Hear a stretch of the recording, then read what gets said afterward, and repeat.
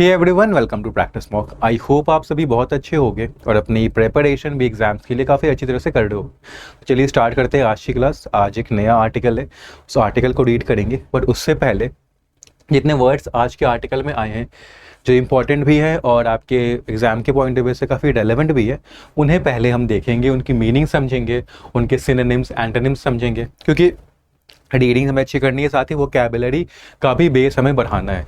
आपका close passage हो गया, आपका फिलर्स वाले क्वेश्चन हो गए, आपका फिर वर्ड स्वैप हो गया, आपका वर्ड रीअरेंजमेंट हो गया, इन सब में वोकैबुलरी आती है, बहुत यूज़ होती है। तो एक वर्ड के मल्टीपल मीनिंग होते हैं, ये आपने पहले भी देखा है, प्रीवियस सेशंस में भी देखा है। आप मॉक्स भी लगाते होगे तो वहाँ पे आपको पता चलता होगा कि अच्छा ये वर्ड इस तरह से भी यूज़ हो सकता है, ये वर्ड ये पार्ट ऑफ स्पीच का भी हो सकता है, ये मीनिंग भी हो सकती है।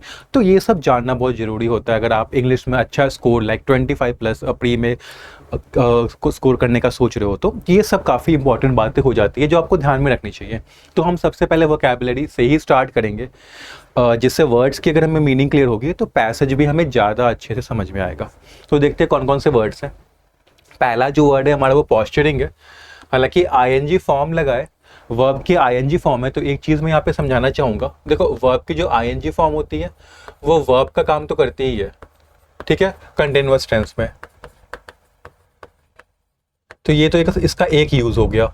ये जेरंड भी बनती है जो नाउन का काम करती है, ठीक है, और ये फिर आपका एडजेक्टिव का भी रोल प्ले करता है। तो वर्ब की आईएनजी फॉर्म की बहुत सारी यूज हो सकते हैं। यहाँ पे पॉस्चरिंग क्या है, यहाँ पे ये जेरंड का काम कर रही है, मतलब नाउन का काम कर रही है। Behaviour that is intended to impress और मिसलीड। पॉस्चरिंग क्या कहते हैं, ऐसा बिहेवियर जो सच्चा नहीं होता है, ऐसा बिहेवियर जो इसलिए किया जाता है कि आप किसी को इम्प्रेस करना चाह रहे हो या फिर उसको धोखा देना चाह रहे हो, मिसलीड करना चाह रहे हो, ठीक है।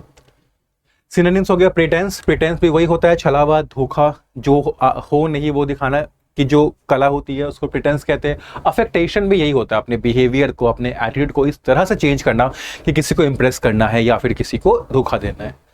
एंटोनिम्स ऑनेस्टी, सिंसियरिटी, आप धोखा नहीं दे रहे हो किसी को, आप किसी को कुछ झूठा नहीं दिखा रहे हो, जो आप जैसे हो वैसी ऑनेस्टी और सिंसियरिटी के साथ दिखा रहे हो, ओके।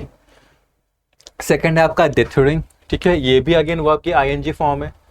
डिथरिंग क्या होता है, hesitating about what to do because you are unable to decide. अब आप हेसिटेट कर रहे हो, डिसाइड नहीं कर पा रहे, ठीक है, सोच रहे हो कि कौन सा काम करना चाहिए, कौन सा एक्शन, कौन सा डिसीजन सही रहेगा, क्योंकि आप डिसाइड कर ही नहीं पा रहे हो, आप एक फर्म डिसीजन नहीं ले पा रहे हो। तो स्टेट को डिथरिंग कहते हैं, वेवरिंग कहते हैं, वैसिलेटिंग कहते हैं। अब एंटोनिम्स क्या होगा, रिजॉल्व और डिटर्मिनेशन। रिजॉल्व क्या होता है कि आपने डिसाइड कर लिया है, अब आप उस रास्ते से नहीं हटोगे। डिटर्मिनेशन भी वही होती है, एक बार जो डिसीजन ले लिया आपने एक्शन का, अब आप उसी एक्शन को करोगे। थर्ड है डिसर्नेबली, एडवर्ब है। इसका मतलब होता है इस तरह से कोई काम किया गया है जो कि नोटिसेबल है और डिस्टिंक्ट है, मतलब कि ऐसा इस तरह से किया गया है कि सबको दिख रहा है, बहुत नोटिसेबल है। ऑब्वियसली, एविडेंटली इसके सिनोनिम्स है। ऑब्वियस क्या होता है, जो चीज़ साफ साफ दिख रही होती है, तो ऑब्वियसली क्या होगा, इस तरह से किया गया है कि साफ साफ दिख रही है। सिमिलरली एविडेंटली भी वही मीनिंग कैरी करता है। एंटोनिम्स हो गए वेगली, ऑब्सक्योरली। वेगली क्या होता है, समझ में नहीं आ रहा है। वेग का क्या होता है, समझ नहीं आ रहा है, कुछ साफ साफ दिख नहीं रहा है, तो इस तरह से किया गया है कि साफ साफ नहीं दिख रहा है। ऑब्सक्योरली का मतलब वही होता है कि छुपा हुआ है, नहीं दिख रहा है। फोर है यील्ड। अब यील्ड एक ऐसा, यहाँ पे तो वर्ब की फर्स्ट फॉर्म है, हालांकि यील्ड एक नाउन भी होता है, तो नाउन भी होता है, वर्ब भी होता है। नाउन में भी अलग मीनिंग होती है, वर्ब में भी मल्टीपल मीनिंग होती है। यहाँ पे कौन सी मीनिंग है, टू प्रोड्यूस और provide something, for example profit, result और क्रॉप। किसी चीज़ को प्रोवाइड करना, किसी रिजल्ट को, प्रॉफिट को, क्रॉप को प्रोवाइड करना, प्रोड्यूस करना, यील्ड कहलाता है, ठीक है। बेयर भी कहते हैं, जनरेट भी कहते हैं। एंटोनिम्स क्या होगा, डिप्लीट, एग्जॉस्ट। यहाँ पे प्रोड्यूस हो रहा है तो यहाँ पे क्या हो रहा है, खत्म हो रहा है। डिप्लीट का मतलब खत्म होना, एग्जॉस्ट होना, ठीक है। फिफ्थ है आपका मर्क्यूरियल, एडजेक्टिव है। अब मर्क्यूरियल क्या होता है, एडजेक्टिव है, किसी पर्सन को बताता है। कैसे पर्सन को, जो बार बार अपना ओपिनियन चेंज करता है, अपना एटीट्यूड चेंज करता है, जो एक फिक्स स्टेट ऑफ माइंड में नहीं रहता हो, तो वो होता है मर्क्यूरियल। ऑफन चेंजिंग और reacting in a way that is unexpected. उसके रिएक्शंस भी अनएक्सपेक्टेडली चेंज होते रहते हैं, आप प्रेडिक्ट कर ही नहीं सकते कि अब वो पर्सन क्या करेगा आगे, कैप्रिशियस और वोलेटाइल काफी इंपॉर्टेंट सिनोनिम्स हो जाते हैं इसके। एंटोनिम्स क्या होगा? स्टेबल और प्रेडिक्टेबल। स्टेबल क्या है? जो समान रहता है, यूनिफॉर्म रहता है, ठीक है। प्रेडिक्टेबल होता है, आप समझ पाते हो कि आगे वो क्या करने वाला है, क्योंकि आपको पता है कि वो उसी तरह से यूजुअल पैटर्न पे ही बिहेव करेगा। 6 है आपका इंक्लिनेशन, नाउन है। इंक्लिनेशन क्या होता है? A feeling that makes you want to do something. मतलब इंक्लिनेशन आपके अंदर से फीलिंग आती है कि नहीं, एक चाहत आती है कि नहीं मुझे ये काम करना है, प्रोपेंसिटी आती है, डिस्पोजिशन आता है, ठीक है, टेंडेंसी भी कहते हैं हम इसको। एंटोनिम्स क्या होगा? अवर्जन और एंटीपैथी, दोनों का ही मतलब होता है डिसलाइक, हेट्रेड। ये आज क्या हो रहा है पेन को? डिसलाइक या हेट्रेड, यहां पे क्या आप करना चाहते हो? इंक्लिनेशन के केस में, टेंडेंसी के केस में, प्रोपेंसिटी के केस में, आपके डिस्पोजिशन के केस में क्या होता है कि आप उस चीज को करना चाहते हो, पाना चाहते हो। बट यहां पे क्या हो रहा है अवर्जन और एंटीपैथी में कि डिसलाइक हो रहा है, हेट्रेड हो रहा है, आप उससे दूर जाना चाहते हो, आप उसको नहीं करना चाहते। 7th है ट्रूस, नाउन है। ट्रूस क्या होता है?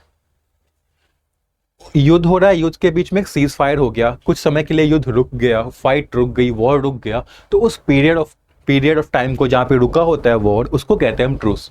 अ short interruption in a war और आर्ग्यूमेंट और an agreement to stop fighting और arguing for a period of time. मतलब कि एक एग्रीमेंट बनता है कि इतने समय तक हम फाइट नहीं करेंगे या आर्ग्यू नहीं करेंगे, तो वो जो समय होता है उसको हम कहते हैं ट्रूस, या फिर एग्रीमेंट को भी ट्रूस कहा जाता है।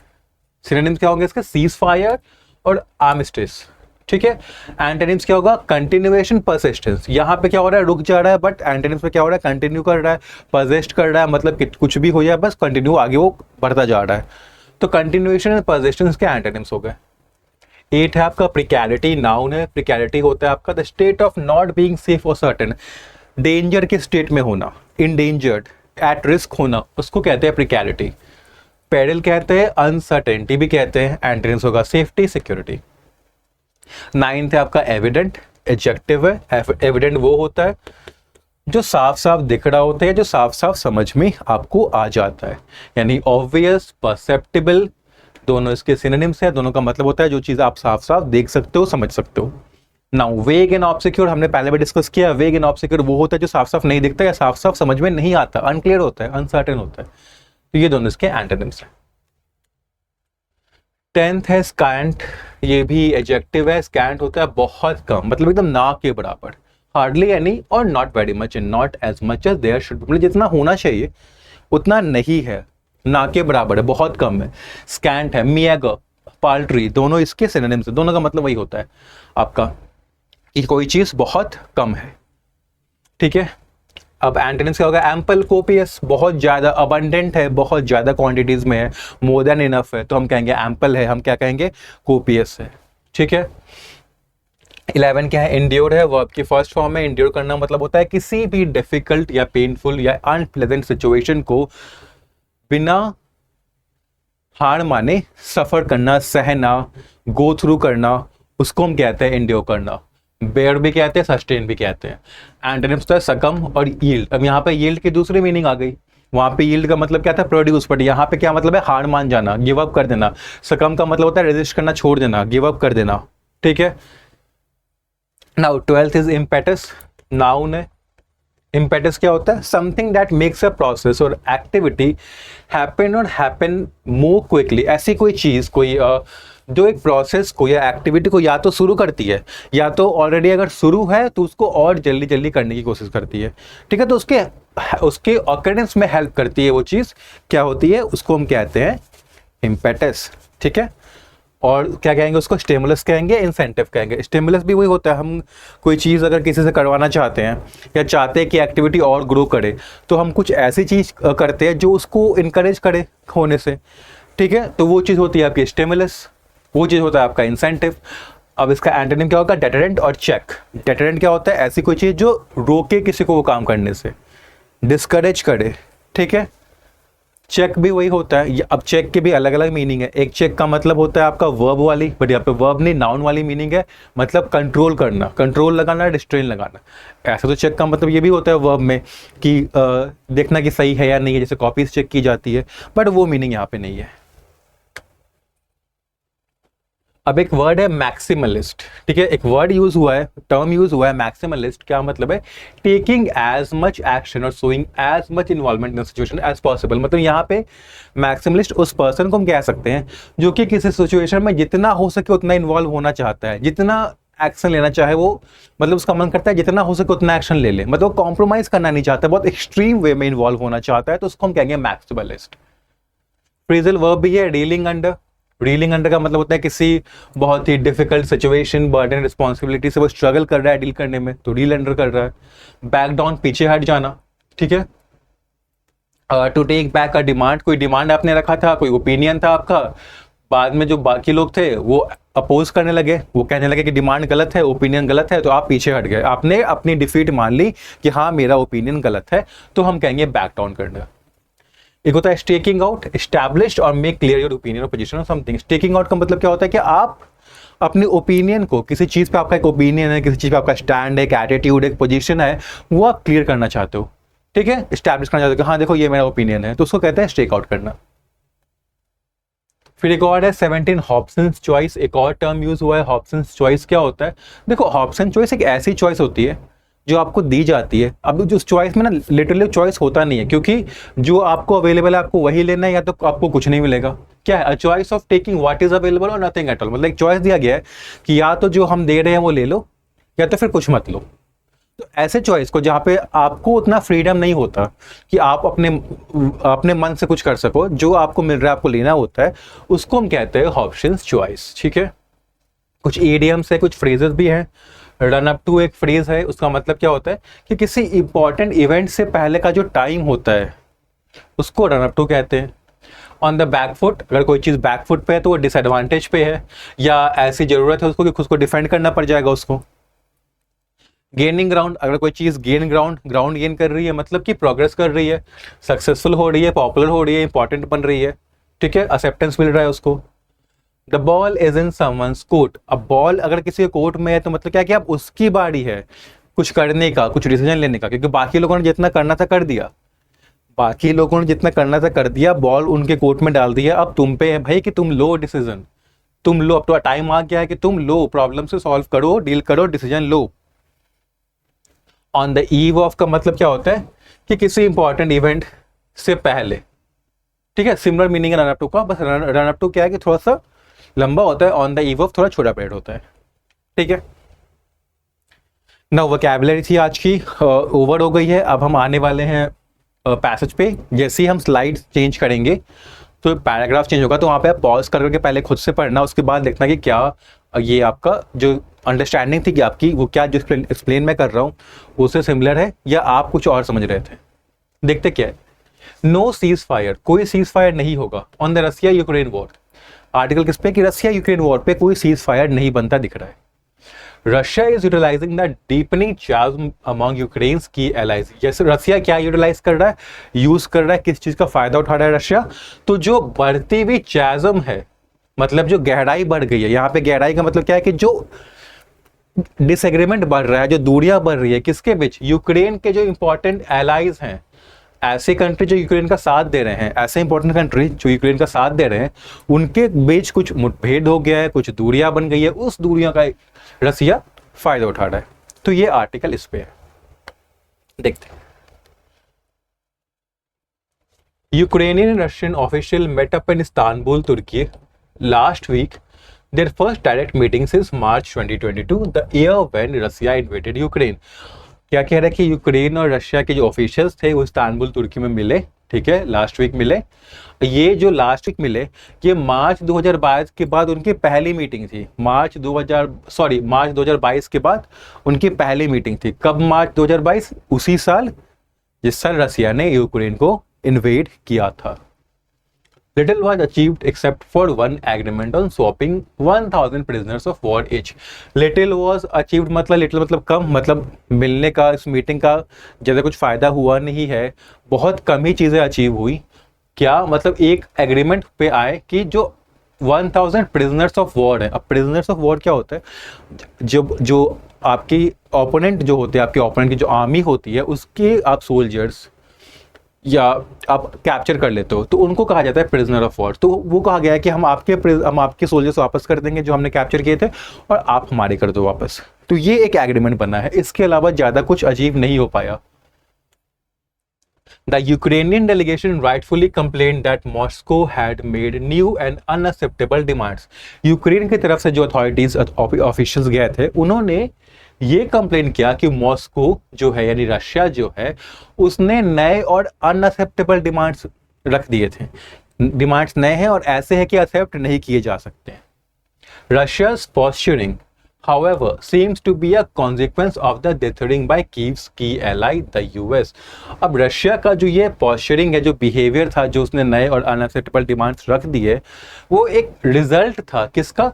जो कीव का जो इंपॉर्टेंट एलाई है यूएस, ठीक है, तो वो डिसीजन लेने में यूएस हेसिटेट कर रहा है, वो डिसीजन नहीं ले पा रहा है। तो उसके वजह से रसिया का ये बिहेवियर आया कि उसने नए और अनएक्सेप्टेबल डिमांड्स ले लिए। In the run up to the meeting से पहले के कुछ समय पहले क्या हुआ? Kyiv which has been on the back foot in the conflict, Kyiv जो कि कॉन्फ्लिक्ट में डिसएडवांटेज पे है, ठीक है, अभी उसको खुद को डिफेंड करना पड़ रहा है। Losing substantial territory in the east and reeling under failure such as the retreat from the Kursk offensive had short a 30 days ceasefire, an outcome that the US was also pushing। अब जो Kyiv है वो disadvantage पे था war के, ठीक है, loose कर रहा था टेरिटरी, ठीक है, अपना लैंड लूज कर रहा था ईस्ट में, और जो कुर्स्क में जो फाइट हुई थी वहां से उसको पीछे हटना पड़ा था। तो ये दो मेजर डिफीट्स थे। तो उसने क्या, कीव ने क्या डिमांड की थी कि 30 डे का सीज फायर हो। वो चाह रहा था कि 30 दिन का सीज फायर हो। An outcome that the US was also pushing, और यूएस भी यही चाह रहा था कि एक 30 दिन का सीज फायर होना चाहिए। While the US has been discernibly less enthusiastic about continuing to arm and support the Ukrainians, अब US क्या है, दिख रहा है सामने से, देखो डिसर्नली का मतलब क्या है कि नोटिस हो रहा है कि यूएस जो है अब उतना इंथुजियास्टिक नहीं है यूक्रेन को सपोर्ट करने में, उसको वेपन्स देने में, आर्म करने में। वो अब उसकी चाहत अब यूक्रेन को सपोर्ट करने में, आर्म करने में अब वो कम हो गई है, वो अब उतना इंटरेस्टेड नहीं है। During Donald Trump's second term in the white house, ये कब हो रहा है? ड्यूरिंग डोनाल्ड ट्रम्प्स के सेकेंड टर्म जो हुआ है, जिनका सेकेंड टर्म स्टार्ट हुआ है व्हाइट हाउस में, तो सेकेंड बार प्रेसिडेंट बने हैं। Kyiv's European allies had urged Moscow to agree to the ceasefire or face increased sanctions in the transfer of weapons to Ukraine। अब क्या है, कीव के जो यूरोपियन एलाइज है, जो कीव के जो यूरोपियन कंट्री जो कीव के सपोर्ट में है, उन्होंने ये कहा है मॉस्को को कि वो सीज फायर को अग्री कर जाए। अगर नहीं करता है तो फिर वो और सैंक्शंस लगा देंगे और यूक्रेन को वेपन्स ट्रांसफर करेंगे, ठीक है। After pushing Kyiv to the meeting without the ceasefire as a precondition, Mr. Trump had said on the eve of the Istanbul meet that it would not yield anything until he met directly with Russian President Vladimir Putin। अब Kyiv को उन्होंने मना लिया था meeting पे जाने के लिए, ठीक है, but cease fire pre condition नहीं था। ऐसा नहीं था कि सीज फायर पे ही वैसा होगा कि मीटिंग तब करेंगे अगर सीज फायर कंडीशन होगा तो, पर मीटिंग के लिए उन्होंने कीव को मना लिया था। मिस्टर ट्रम्प ने कहा था इस्तांबुल मीटिंग से पहले कि it would not yield anything until he met directly with Russian president Vladimir Putin, की कुछ भी रिजल्ट नहीं आएगा जब तक कि ट्रम्प खुद डायरेक्टली व्लादिमीर पुतिन से नहीं मिलेंगे, जो कि रशिया के प्रेसिडेंट है। True to his mercurial nature, he went on to say that the conditions of a peace deal, which he has been pushing as a means for the US to exit the conflict, could only be negotiated between Russia and Ukraine with possible help from the Pope। अब पहले क्या कह रहे थे mister Trump कि जब तक उनकी डायरेक्ट बात नहीं होगी रशियन प्रेसिडेंट व्लादिमीर पुतिन से, तब तक कुछ रिजल्ट नहीं आएगा। अब क्या कहा गया कि true to his mercurial nature, मतलब ट्रम्प की ओपिनियंस, उनका नेचर चेंज होता रहता है, वो अनप्रेडिक्टेबल है। अब वो क्या कह रहे हैं कि जो कंडीशन है पीस डील का, जो कि यूएस भी चाह रहा था कि पीस डील हो जाए ताकि यूएस भी इस लड़ाई से बाहर निकले, अब वो तभी हो पाएगा रशिया यूक्रेन के बीच जब पोप थोड़ा हेल्प कर देंगे, ठीक है। पहले वो क्या कह रहे थे कि वो खुद डायरेक्ट बात करके यहाँ पे पीस नेगोशिएट करेंगे, अब क्या कह रहे हैं कि पीस डील हो पाएगा जब रशिया और यूक्रेन नेगोशिएट करे with the help from pope. Amid this diplomatic uncertainty from Washington, the Russians have shown no inclination to back down from their maximalist demands on rejecting security guarantees for Ukraine in the event of a truce and for its demilitarization. अब अभी क्या है, यहाँ पे diplomatic uncertainty दिख रही है Washington की तरफ से, यूएस कोई डिसीजन नहीं ले पा रहा है, तो रशियंस ने कोई ऐसा इंक्लिनेशन नहीं दिखाया है, कोई वो ऐसा साइन नहीं दिखा रहे हैं कि वो अपने मैक्सिमलिस्ट डिमांड जो है, उनके जो एक्सट्रीम डिमांड है उनके जिन्होंने रखे थे अनएक्सेप्टेबल डिमांड, उससे वो पीछे हटेंगे, ऐसा वो कुछ शो नहीं कर रहे हैं। और डिमांड क्या है कि यूक्रेन की जो सिक्योरिटी गारंटी है उसको रिजेक्ट किया जाए अगर ट्रूस होता है तो, और यूक्रेन को डीमिलिटराइज किया जाए, मतलब उससे मिलिट्री इक्विपमेंट्स ले लिया जाए, वेपन्स ले लिया जाए। This week Russia continue to launch a barrage of attacks. इस वीक क्या हुआ, रशिया ने फिर से बहुत सारे अटैक्स किए। Kyiv did manage to rally its European allies to support it militarily while imposing fresh sanctions on Russia.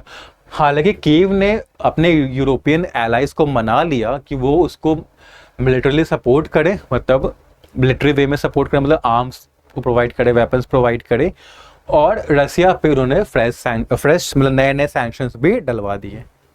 But the Ukrainian regime's precarity in its eastern regions is evident, with Russia continuing to hold on to significant territory and gaining ground in fresh incursions from the east.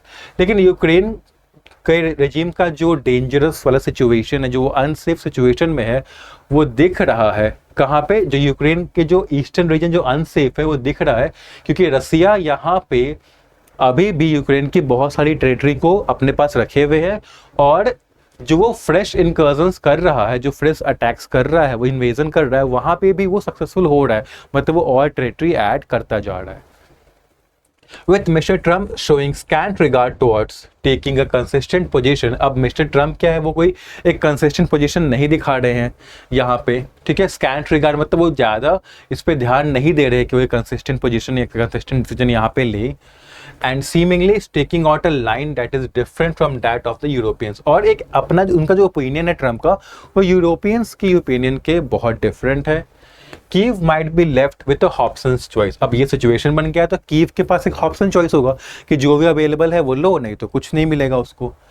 क्या है, accommodate some of Russia's territorial demands to begin the process of peace. क्या choice है कि रसिया का जो demand है, जो territorial demand है, उनके उन कुछ जो डिमांड है वो उनको मान लो पीस कराने के लिए, और endure the attritional war with limited support, या फिर जो ये वॉर है उसको फिर टॉलरेट करते रहो क्योंकि सपोर्ट यूक्रेन के पास तो लिमिटेड है, ज्यादा है नहीं, ठीक है। Mister Putin might have seized the upper hand in the geopolitical dynamics of the world. अभी तो जियोपॉलिटिकल डायनामिक्स हो रही है कि यूएस कोई एक फर्म स्टैंस नहीं ले पा रहा है, ठीक है, तो इसका मिस्टर पुतिन ने काफ़ी अच्छे से मतलब अपॉर्चुनिटी को सीज किया है, ठीक है, उनको अभी एडवांटेज मिला है, but its effects have been devastating for Moscow as well. But war का इफेक्ट मॉस्को पे भी खराब इफेक्ट पड़ा है। Reason suggests that peace would yield greater dividends than continuing an illegal invasion. अब यहाँ पे अच्छा यही रीजन तो यही सजेस्ट कर रहा है कि पीस से ज्यादा बेनिफिट्स आएगा एज कंपेयर टू कि वो इन्वेजन जो है वो कंटिन्यू करे, जो कॉन्फ्लिक्ट है वो कंटिन्यू करे। And this should allow for a fresh impetus for talks leading to a ceasefire. और ये जो रीजन है कि ज्यादा फायदा किसमें कि आप पीस बना लो एज अपोज टू कि आप कॉन्फ्लिक्ट को और एक्सटेंड करते जाओ, तो ये भी एक इम्पेटस दे सकता है, इंकरेजमेंट दे सकता है कि फिर से बातें स्टार्ट हो, ठीक है, सीज फायर हो। The ball is in the Kremlin's court. अब बॉल किसके कोर्ट में? क्रेमलिन के कोर्ट में। क्रेमलिन कौन है? रसिया की गवर्नमेंट। तो अब रसिया की गवर्नमेंट के कोर्ट में है कि वो क्या डिसीजन लेता है, ठीक है।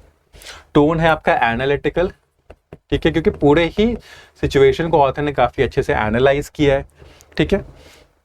तो ये एडिटोरियल हो गया, ठीक है, साथ ही साथ वोकैबुलरी भी होगी। तो हम यहाँ पे एंड करते हैं आज का सेशन, ठीक है। उससे पहले एक चीज भी आपको बताना चाहता हूँ कि अभी एंड ऑफ मंथ सेल चल रहा है, फ्लैट 40% ऑफ आपको मिल जाएगा। अगर आपको रिसोर्सेज चाहिए, आपको मॉक टेस्ट चाहिए, पीडीएफ कोर्सेज चाहिए, अगर आपको वीडियो कोर्सेज चाहिए, किसी भी अपने प्रेपरेशन के आप किसी भी स्टेज में हो, हमारे पास रिसोर्सेज है आपको सपोर्ट करने के लिए काफ़ी अच्छी तरह से, काफ़ी